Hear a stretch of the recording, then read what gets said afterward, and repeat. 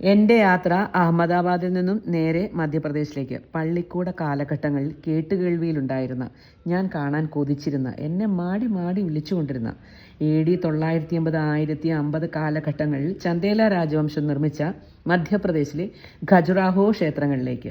ഒന്നല്ല, പല ആളുകൾ പല പല കാലഘട്ടങ്ങളിലായി ആക്രമിച്ച് നശിപ്പിച്ച് കാലങ്ങളോളം അവഗണിക്കപ്പെട്ട് നൂറ്റാണ്ടുകളോളം മറഞ്ഞു കിടന്ന ഗംഭീര കൊത്തുപണികളുള്ള ഖജുറാഹോ ക്ഷേത്രങ്ങൾ വാസ്തുവിദ്യയുടെയും ശില്പകലയുടെയും ഉത്തമ ഉദാഹരണം. കിഴക്ക്, പടിഞ്ഞാറ്, തെക്ക് ഗ്രൂപ്പുകളായി തിരിച്ചിരിക്കുന്ന ക്ഷേത്രങ്ങൾ.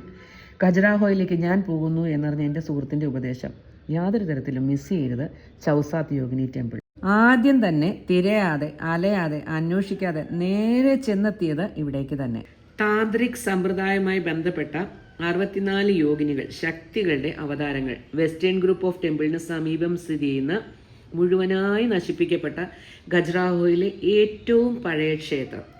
സാധാരണ ചൗസാത്ത് യോഗിനി ടെമ്പിൾ സർക്കിൾ ഷേപ്പിലാണെങ്കിൽ ഇവിടെ റെക്ടാങ്കുലർ ഷേപ്പിലാണെന്നാണ് മറ്റൊരു പ്രത്യേകത. ഇവിടുത്തെ ശില്പങ്ങളെ മ്യൂസിയത്തിലേക്ക് മാറ്റിയിരിക്കുന്നു.